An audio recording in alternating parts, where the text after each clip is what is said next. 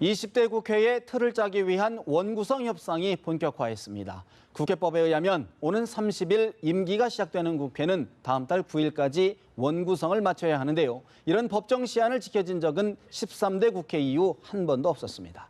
과연 이번만큼 여야 3당이 공언한 대로 지각 국회의 구태를 탈피할 수 있을까요?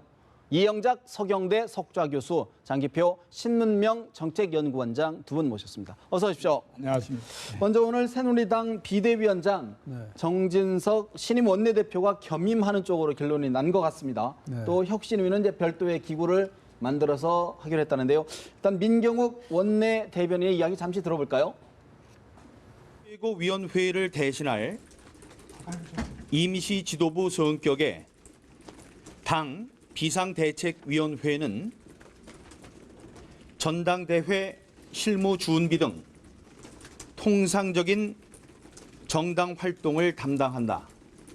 그 위원장은 원내대표가 맡는다. 이와는 별도로 당 혁신위원회를 구성해 전당대회까지 당 지도 체제와 당권, 대권 분리 문제, 또 정치 개혁안 등 혁신안을 완성한다. 혁신안에 대해서는 혁신위에 전권을 위임한다. 자, 민경욱 원내대표, 정진석 원내대표 사실 이 정도면 이제 대표급 원내대표가 되는 것 아닌가 싶긴 한데 이 교수님 어떻게 보십니까? 새누리당 난마와 같은 난국 풀어갈 수 있을까요? 일단 뭐 비대위원장을 외부에서 영입을 하지 않고 당내에서 당내 인사로 하기로 한 거는 잘한 거고요. 만약에 그 비대위원장을 당 외에서 당 밖에서 모셔온다면은 정말 한심한 정당이 될 뻔했는데 그거를 면한 거는 한심한 정당이 될 뻔했다요. 아니 자기 비대위원장도 정하지 못하면서 어떻게 정권을 달라고 그러겠어요. 그러니까 그건 정말 한심한 정당이 될 뻔했는데 그건 면한 것 같고요. 네, 그 혁신위에 대해서는 저는 이 뭐 여기 보니까 여러분들이 지금 거명이 되고 있죠. 네. 근데 저는 그분들이 뭘 어떻게 할 수 있는지 잘 모르겠어요. 저는 이걸 보면서 언뜻 무슨 생각이 났냐면은 히딩크가 생각났어요. 히딩크요? 네, 우리나라 축구 감독. 예. 그래서 히딩크가 들어와 가지고 정말 그 사람 좌고우면하지 않고 자기가 보는 대로 해 가지고 그래서 우리나라 4강까지 가는 그런 기적을 일으켰단 말이에요. 그렇다면 혁신위원회도 당의 미래를 내다보는 그런 혁신위원회도 이제 좌고우면하지 않고 앞만 보고 정말 객관적으로 볼 수 있는 사람을 데려와야 되는 거 아닌가. 근데 그런 사람이 불행히 국내는 없어요. 그래서 히딩크가 아닌 정말 정치 히딩크 같은 사람을 데리고 와야 된다 이런 생각을 해요. 그래서 제가 뭐 내가 청구한다고 청구하는 대로 되지는 않겠지만 예를 들어서 미국의 뭐 딕 모리스라든지 네, 그다음에 DJ의 대통령 선거에 정말 숨은 수훈자인 뭐 데이빗 몰이라든지 이런 사람을 데려다가 당을 한번 다 히딩크가 했던 것처럼 갈아엎고 어디에 문제가 있고 그런 거를 정말 그 사람은 누구 눈치 볼 필요 없잖아요. 그래서 그런 식으로 하기 전에는 쉽지 않을 것 같다. 안 될 것 같다. 안 될 것 같다. 원장님, 사실 지금 먼저 외국에서까지 모셔오자 이런 정도 얘기가 나오는데 사실 새누리당 얼마나 급했으면 의원들한테 추천 설문까지 돌려서 지금 얘기가 여러 의원들이 뭐 외부 인사가 얘기 나오지 않습니까? 혁신위원장 어떻게 보십니까? 전 뭐 혁신위원장의 문제가 아니고요. 이 비대위를 구성한다는 것 자체가 정말 난센스입니다. 난센스다. 이 비대위라는 거는요. 지난번에 더민주당이 말하자면 비대위를 구성해가지고 김종인 씨를 비대위원장으로 모셨지 않습니까? 그거는 거의 공천 문제 같은 특별한 문제를 두고 개파 간에 너무 많은 다툼이 있으니까 제3자를 불러가지고 좀 함으로써 양쪽 개파를 좀 초월하는 이런 때에 정말 비대위가 필요한 거지. 지금이 새로 국회의원 선거해가지고요. 새로 뽑았는데 그 비대위가 왜 필요합니까? 비대위가 당연히 또 사무처가 있고 한데 근데 이 비대위를 구성하는 게 이게 참 잘못된 겁니다. 뭐 정진석 지금 원내대표는 뭐 친박도 아니고 뭐 비박도 아니라 그러는데 이건 완전 친박이죠. 이번에 이 원내 부대표 구성한 거 방금 또 저 민경욱 씨라는 분 청와대 대변인 하는 분이 이것도 대변인 하는 거 아닙니까? 완전 친박 세력입니다. 그래서 이 비대위를 구성하는 것은 바로 지금 친박이 당 대표를 맡기가 어려운 이 정치 사회적인 분위기니까 시간 벌라고요 이렇게 예. 만드는 겁니다. 그래서 저런 정당은 오늘 내가 어떤 원로분을 만났더니 새누리당은 저렇게나 말하면 해초리를 맞은 것이 아니라 몽둥이로 두드려 맞고도 정신을 못 차린다고 하는 것은 네. 이 사람들 머릿속에는 국가와 국민을 생각하는 마음이 없다. 그러면 어떤 조치를 좀 해야 국민들의 눈높이 정말 혁신이 이루어진다고 보십니까? 그냥 두 가지인데요. 예. 우선은 이 비대위를 구성할 것이 아니라 다른 데 또 수입할 게 아닙니다. 자체 내에서 국민의 지지를 받을 수 있는 걸 못 해내면 그 당은 없어져야죠. 근데 어떤 원로분이 국가와 국민을 생각하는 정당은 아니기 때문에 한나라당은 수명을 다해서 해체하고 새누리당. 새누리당은 예. 새누리당 해체하고 정말로 이 보수 세력의 새로운 정당을 만들어내야 된다. 그렇지 아니하면 이 땅의 보수 정당은 없어질 거다. 이렇게 합니다. 근데 그럼 어떻게 하면 되느냐? 예. 저는 저 박근혜 대통령이 말은 말이죠.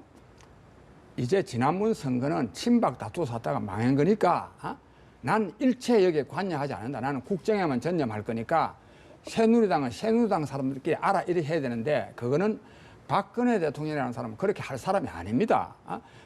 누가 그렇게 합니까? 그러니까 새누리당 안에 있는 사람들이 그렇게 만들어 가야 됩니다. 요구를 해야 된다.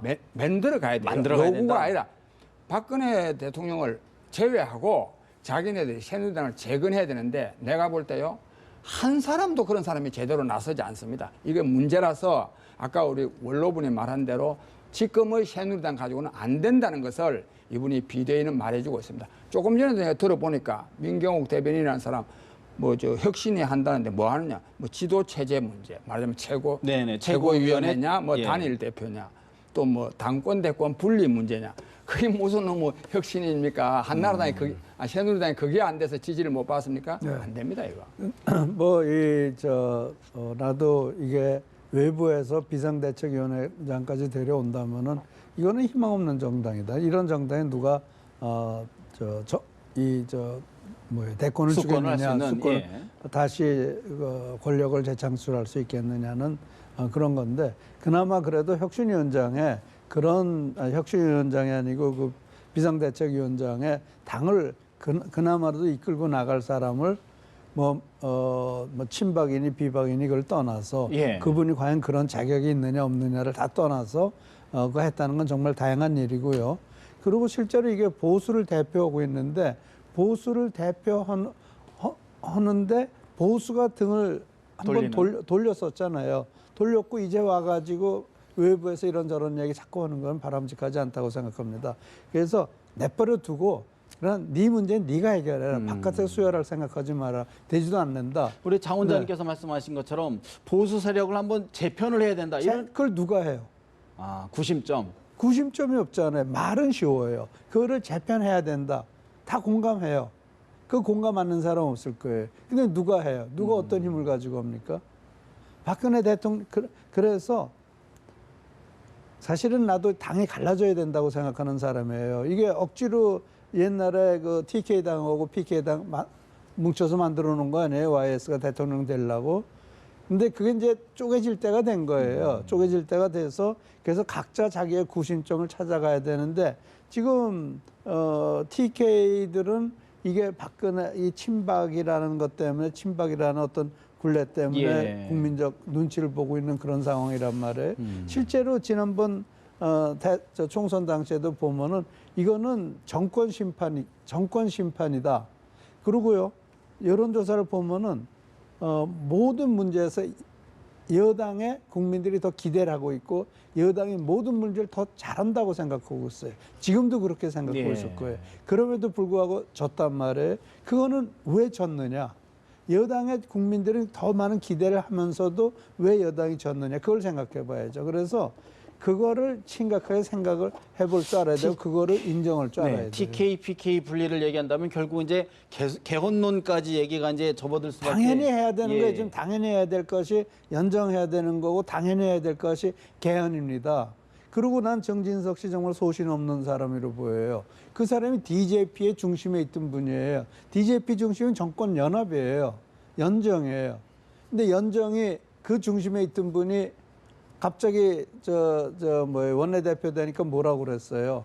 위헌의 소지가 있다고 그랬잖아요. 그럼 자기가 그 중심에 있던 정치 세력의 정치 권력 또는 정치 네. 구조가 위헌이었다는 게 말도 안 되잖아요. 그래서 제가 봤을 때 사실 이분은 그렇게 그 정치적 소신은 없는 분 같아 보여요. 예. 아니 아까 원장께서 말씀해 주신 것처럼 사실 이제 여러 가지 방안 중에 뭐 지도 체제라든가 아니면은 당권과 대권, 대선 조직을 분리하자 이런 목소리도 좀 새누리당에 좀 현실적으로 존재하고 좀 기울여 봐야 되는 거 아닐까요? 어떻게? 현실적으로 필요하죠. 예. 그러나 그 정도 가지고 개혁이 되는 게 아니죠. 그 정도 가지고 그거는 뭐 당연히 앞으로 그런 말 나올 겁니다. 또 뭐 그렇지 않아도 신문에 보니까 이 대권 주자급이 대표도 맡고 이래야 이 당이 되지. 힘이 좀 실리고 대권 예. 주자급 다 빼놔놓고 밑에 피대미들만 앉혀놓고 이거 안 된다. 뭐 그런 이유는 있는데 문제는 그런데요. 지금도 이 이게 지금 지난번에 친박에 너무 몰두하고 또 친박이 전행을 했고 전행 정도가 아니라 완전히 칼춤을 춘 거 아닙니까? 칼춤을. 그래서 망한 건데 거기서 지금도 벗어나는 모습을 전혀 못 보이는 것은 얘는 정신을 못 차린 겁니다. 그다음에 우리 이 박사님께서요 연정 등 말씀하시는데 예. 저는 그런데 정말 우리 국민들도 알아야 되고 정치권도 알아야 되는데 뭐가 여야당이 머리를 맞대고 합의를 못하고 맨날 사원박질을 해서 안 된다 이 생각을 하면 안 됩니다. 사원박질 해서 안 되는 게 아닙니다. 예. 실제로 우리 사회의 현안에 대해서 예를 들자면 이 양극화 문제라든지 대량 실업 사태라든지 청년 실업이라든지 비정규직이라든지 교육 붕괴라든지 이런 문제에 대해서요 해결할 수 있는 방안을 어떤 정치 세력도 어떤 정치인도 제대로 내놓고 있지 못합니다. 그 방안을 내놔야 됩니다. 정책을 놓고 싸워야 된다 그런 그럼요. 말씀이시군요. 그래서 싸움을 안 해야 되는 것이 아니라 정말로 싸워야죠. 여야당이 싸움 안 하고 저거들끼리 맨날 세비 올리는 식으로 이렇게 하면 국민만 봉되는 거 아닙니까? 싸워야 되는데 문제는 뭐냐면 올바른 것이 어느 거냐를 놓고 싸워야 되는데 지금은 둘 다 맞는 답은 없이 그냥 정략적으로 그냥 개파 이해에 따라 예. 싸우는. 근데요, 이 정치에서는요, 정답이 없어요. 정답이 있으면 쉽죠. 그렇기 때문에 다수결이라는 게 있는 거예요. 내 의견이 옳다, 네 의견이 옳다. 근데 지금 다수결이 형성이 안 되지 않습니까? 그러니까 연정을 해야 된다. 예. 아니, 그걸 다 떠나서 예. 지금 현재 다수결을 할 수 있는 정당이 아무도 없잖아요. 그렇죠. 과반이 없으니까. 네, 과반이 없으니까. 그렇기 때문에 연정이라는 게 필요한 거예요. 우리나라 대통령 중심 제도는요, 내각제에다가 대통령이 앉아 있는 격이에요. 그렇기 때문에 내각제라면 외국에서 내각제라면 얼마든지 연정을 하거든요. 근데 왜 국회가 연정을 하면 안 되고 연정을 하면은 내각도 나눠 먹는 거예요. 그거를 왜 반대하는지 모르겠어요. 너무나 당연한 건데. 이제는 DJP, 정말 네. 예, 그걸 심각하게 한번 고려를 해봐야 될 때가. 해봐야 되는 거예요. 근데 예. 대통령이 너무 순혈주의가 돼가지고 그거 안 된다고 그러는데 생각이 다른 사람들이 그나마 그래도 이 중도 우파라고 할 수 있는 국민의당과 예. 새누리당이 힘을 합치면은 그러면은 다수당이 되는 거고 내각도 서로 공유를 해가면서 정말 좋은 정책도 낼 수 있는 거라고요. 네. 네, 그래서 사실 저는 뭐, 연정 예. 꼭 해야 된다고 연정도 생각합니다. 뭐 사실 네. 이 부분은 이제 자연스럽게 아마 대선 과정, 의견이 수렴하는 과정에서 개헌 얘기가 분명히 나올 것 같은데 조금 더 지켜봐야 될 것 같고요. 네. 더불어민주당 이야기 좀 해보겠습니다. 김종인 대표 모처럼 만에 휴가를 마치고 왔는데 역시 복귀 일성이 경제였습니다. 김종인 대표 이야기 잠시 들어봅니다. 규제라고 하는 것이 시장 경제의 잘못된 점을 보완하기 위해서 만들어지고 국민의 생명과 안전을 보호하기 위해서 규제라고 하는 것이 절실하게 필요하다는 것을 우리가 느끼고 있습니다. 우리 국민들이 바라는 것은 현재 이 답답한 경쟁 상황을 돌파하기 위해서 실질적으로 새로운 경제의 틀을 짜기 위한 방안이 무엇이라고 하는 것을 정부로부터 정확하게 듣기를 갖다 원하고 있습니다. 현재 정부의 경제 정책이 한계에 봉착했다. 새로운 경제의 틀을 제시해야 된다. 정부가 이런 주장을 했습니다. 근데 참 듣긴 좋은데 김종인 대표의 말에 좀 힘이 좀 덜 실리는 것 아닌가 이제 시한부 제가 아니겠습니까? 예. 저는 뭐 김종인 대표가 말하면 상식적인 차원에서 경제 민주화의 마치 아이콘처럼 되어 있는데 저는 저분의 경제 민주화의 내용이 뭔지를 모르겠어요. 저도 신문도 열심히 보고 하는데 아주 야당 말하자면 지금 대표 아닙니까? 네. 얼마인지 경제 민주화의 내용을 말할 수 있지 않습니까? 근데 왜 뭐 저만 머리가 나빠서 모르는 게 아니지 않겠어요? 딴 분들 저 경제 민주화의 내용이 없습니다. 그다음에 저분은 정치를 엊그제부터 한 게 아닙니다. 정치를 건 한 30년 이상 한 분인데 저분이 경제 민주화를 위해서 한 게 제대로 뭐가 있습니까? 그다음에 방금 박근혜 정부에 대해서도 박근혜 정부의 경제 정책은 한계가 있는 것 같다. 그런 말은 아무나 합니다. 그건 정답입니다. 맨날 한계가 있으니까 그 한계는 이렇게 극복해야 된다. 답안을 내놔야 되는 거예요. 근본적인 대책을 강구해야 된다. 대책을 강구해야 된다. 그럼 맨날 맞는 말이죠. 근본적인 대책을 내놔야 됩니다. 내놔야 돼. 그래야 수권 정당으로서의 그럼요. 그래야 지지를 받지. 저런 말만 하는 거는 저는 뭐 언론에서나 아무나 말하면 되는 거 아닙니까? 박근혜 정부 경제정책 잘못됐다. 잘못됐다. 그거는 하나만 한 말이에요. 답을 내놔야 되는데 답 내놓는 거 저는 못 봤어요. 답을 내놓고 있지 않다. 네. 강론이 없다 이런 말씀이신데. 근데 저는요. 예. 지금 일단 박근혜 대통령을 국민들이 밀어줘서 당선됐단 말이에요. 네? 그런데 그러면 박근혜 대통령이 원하는 예를 들어서 노동개혁이라든지 또 서비스 법안이라든지 경제 활력법, 활성화법 네. 그런 걸 통과를 시켜줘야죠. 그건 못 가게 해놓고 그건 잘못된 법이니까 안 돼. 그러면 그 사람들이 국민들이 박근혜 대통령을 신임으로 하고 대통령한테 대통령으로 만들어줬으면은 대통령이 하자는 대로 해야죠. 다른 답이 없잖아요. 박근혜 대통령 무조건 잘못됐다. 그럼 다른 법안을 내놔야죠. 그 대안을 내놓지 못하면서 무조건 반대만 하고 있는 거 아니에요. 예. 그래서 이 경제가 악화되는 가장 큰 이유 중에 하나가 야당의 무조건적인 반대입니다. 야당이 대통령이 해주고 대통령이 하는 대로 해주고 잘못되면 그때 가서 책임을 물으면 되는 거예요. 일단 해봐라. 일단 대통령이 됐으니까 예. 국민이 믿어줬으니까 51.6%가 원하니까 그대로 해 가야죠. 근데 잘못됐다. 잘못될 수도 있고 잘 될 수도 있어요.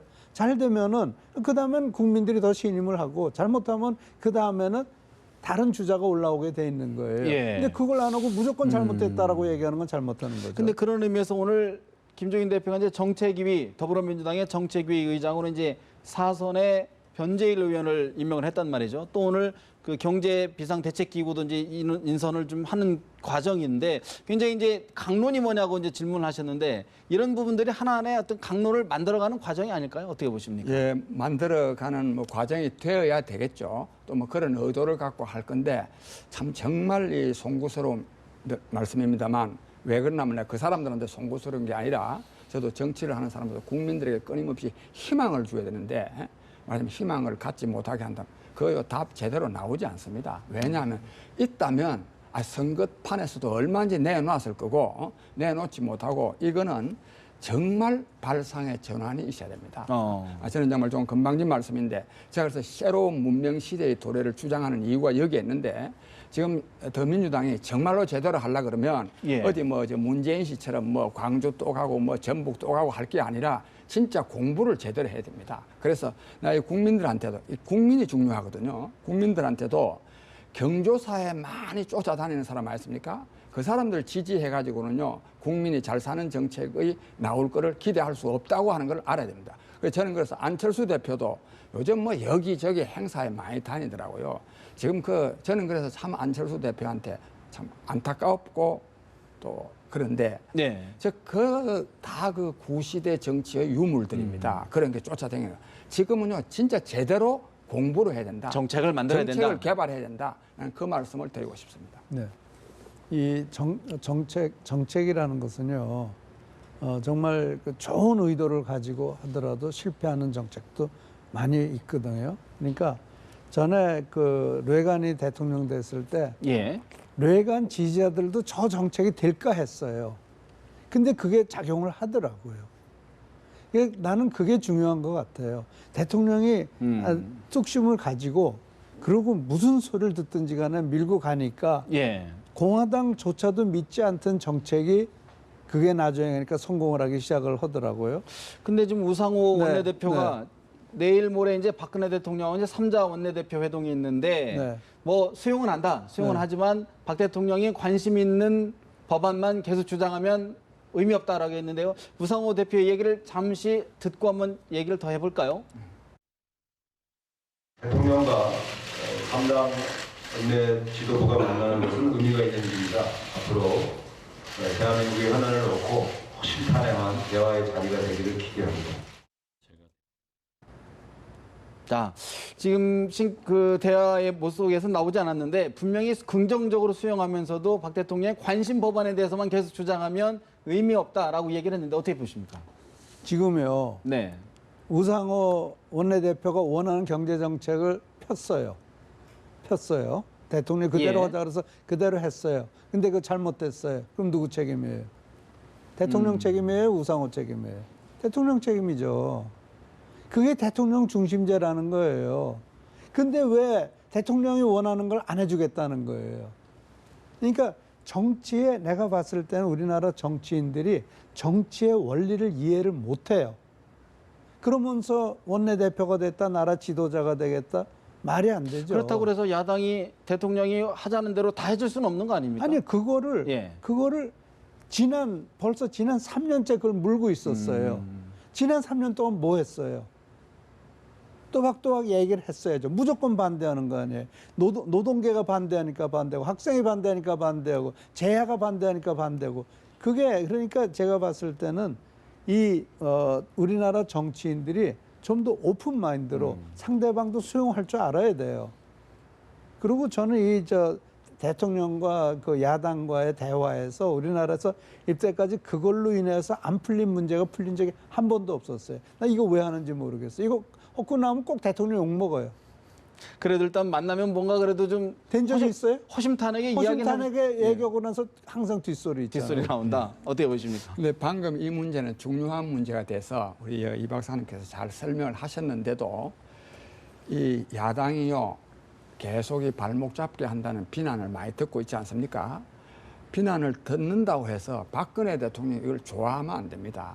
지난 선거에서 이 야당에 대한 이러한 비난 때문에 결국은 야당을 심판할 거다 그랬는데 결과적으로 자기가 심판당했습니다. 그래서 결과가 잘못되면 대통령이 책임져야 되는 거예요. 예. 그런데 제가 말씀드리려고 하는 거는 야당이요 대통령 하자는 대로 할 필요, 즉 대통령은 국민 말하면 투표에서 예. 선거에서 자기가 내놓은 정책이 국민의 선택을 받은 겁니다.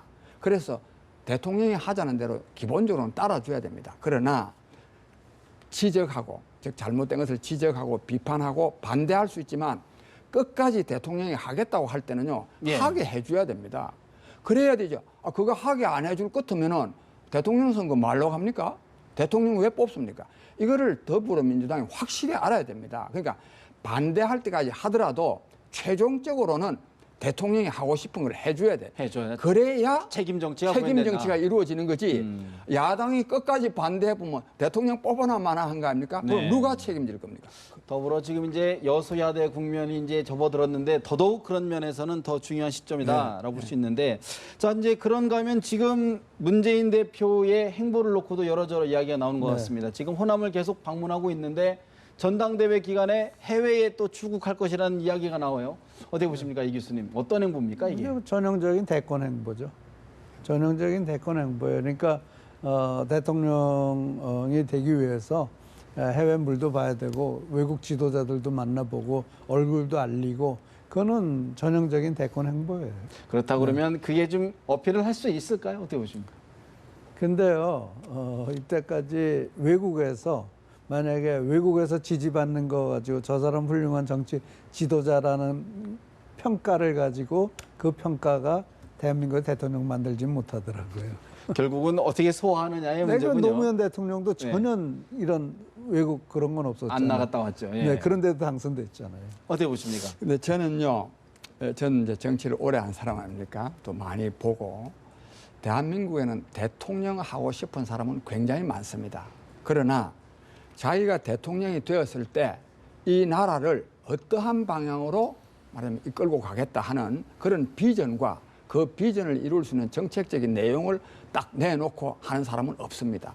이게 문제입니다. 그러니까 문재인 씨도 저는 뭐 문재인 씨는 대통령 자격이 없다고 보는 사람입니다만 저렇게 왜 그러냐면 호남에서 지지 못 받으면 안 하겠다고 해놔놓고 뭐 또 다시 또 찾아다니고 뭐 구차하게. 그래서 지금이라도 정말로 한번 자기가 한번 대통령이 되어 보려 그러면 예. 자기가 대통령이 돼서 이 나라를 어떠한 방향으로 말하자면 이끌어 가겠다 하는 그거를 다듬는데 노력을 기울여야 좀 됩니다. 원대한 어떤 담론을 좀 내놔야 된다. 그런 그럼요. 말씀이시군요. 그걸 내놔야 되지. 뭐 책이라고 내놓은 거는 그 뭐 약간의 경력 좀 보태가지고 수필집 비슷하게 내놓는 거 이런 가지고는 안 됩니다. 정책집을 그래서 내놔야 된다. 이제 대통령 선거 한 1년 한 7, 8개월 남았는데 지금부터라도 대통령이 되고자 하는 사람은 정말 자기가 대통령이 됐을 때는 이 나라를 어떤 나라로 만들겠다. 지금 우리 사회의 현안은 어떤 방식으로, 즉 어떤 정책을 통해서 이걸 해결하겠다. 이거를 확실히 내놓고 뭐 선거를 하자 그래야 되지. 그것도 없이요. 무슨 지역 연구가 다 어디하고 연합이다. 뭐 후보 단일하다. 뭐다. 뭐 또 외국 뭐 누구 또 영입한다. 그런 거 해가는 안 됩니다. 자, 이제 한 가지만 더 짚어봐야 될 것 같은데 지금 국민의당 지금 사무총장 인선을 놓고 호남권이냐 비호남권이냐 이야기가 있는데 결국은 안철수 공동대표의 의지대로 비호남권 원외 인사로 결정이 된 것 같아요. 네. 어떻게 해석하고 계십니까?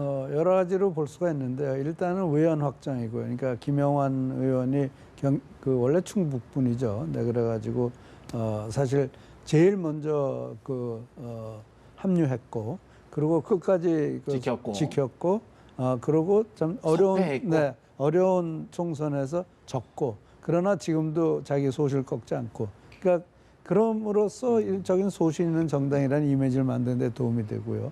또 한 가지는 지금 호남이 흔들린다 저쩐다 하니까 며칠 전에도 박지원 원내대표가 무슨 얘기를 했냐면 연정은 없다. 연정 얘기도 없다. 오락가락하고 있단 말이에요. 그런데요. 저는 이런 얘기를 해요. 호남이 보수의 땅에서 밀려서 쫓겨났어요. 예. 군사 독재한테. 그래서 진보 좌파의 땅으로 들어갔는데 진보 좌파의 그 사슬을 힘들게 끊고 지금 거기를 출발하는 중이에요. 그래서 보수로 보수의 땅으로 조금씩 옮기고 있는데 그러다가 보면 이 가운데는 도로 가자는 사람도 있을 거고 계속 가야 된다는 사람도 있을 거고 그거 할 거 아니에요. 예. 그것에 좌지우지되면 안 되고 우리는 보수의 땅으로 가자. 우리는 호남은 원래 보수였다. 그리고 우리가 지금 이만큼 된 것도 보수의 지지 때문이다. 그렇게 했을 때 호남이 보수와 손을 잡기 시작을 하면은 호남에겐 굉장히 좋은 일이 많을 거라는 그런 비전을 보여줘야 되는데 지금 당의 지도부가 흔들리고 있단 말이에요. 근데 지금 예를 들어서 김영환 씨라든지 이런 외연 확장, 보수 쪽으로의 외연 확장이라는 것은 긍정적인 신호로 볼 수 있다.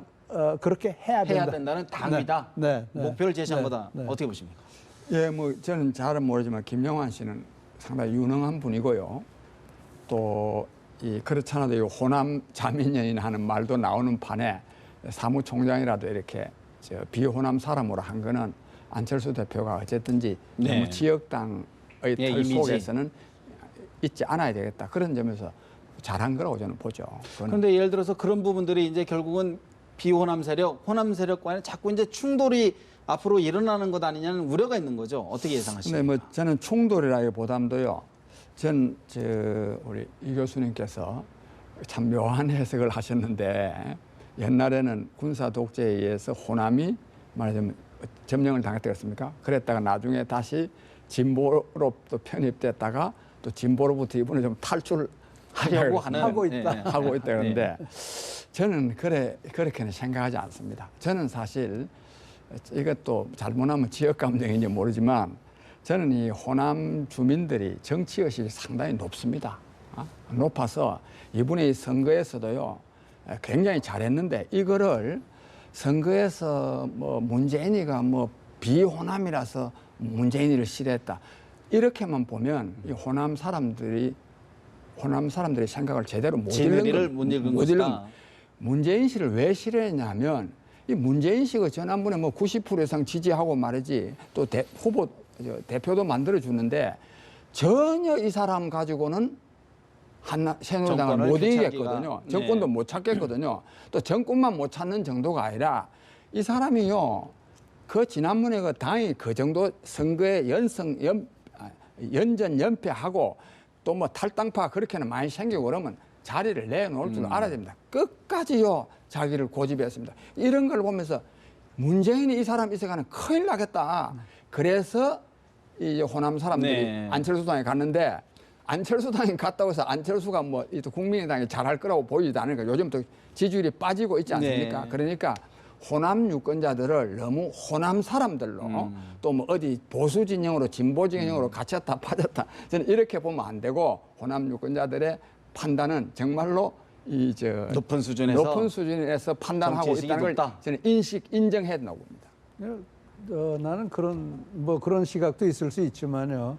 다른 시각으로 봤을 때 호남이 봤을 때 지금까지 그 대통령을 2번이나 만들었지만 그러고 호남에서 지난 두 대선에서 전폭적인 지지를 보였지만 생긴 게 하나도 없어요. 예.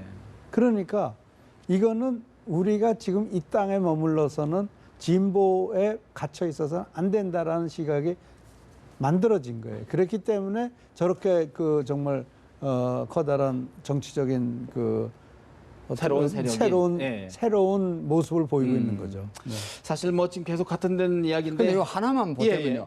생긴 게 없는 거는요. 두 정권 뭐 세 정권이든 생긴 게 없는 거는 호남 사람들한테만 생긴 게 없는 게 아니고요. 영남이나 서울 사람한테도 생긴 게 없습니다. 근데 충청도는 뭐가 많이 생겼잖아요. 그런데 충청도는 뭐가 많이 생겼잖아요. 근데 충청도는 모든 조건이 지금 호남보다 좋거든요. 예, 그건 조건이 그 아니 지금 중국이죠. 실제 중간적, 예. 인구도 늘어났고 그러니까 네. 중국하고 생활 수준도 더 높아지고 있고 경제 전망도 더 좋아지고 있고. 네. 뭐 이런 것들을 꼭 결과로만 볼 수는 없는 것 같고요. 아무래도 이제 3당에 생긴 것들이 아무래도 그런 정치 지형이 좀씩 바뀌고 있는 것 아니냐, 새로운 요구가 있는 것 아니냐, 그렇게 좀 해석을 해봐야 될 것 같습니다. 두 분 말씀 여기서 드리겠습니다. 감사합니다. 고맙습니다.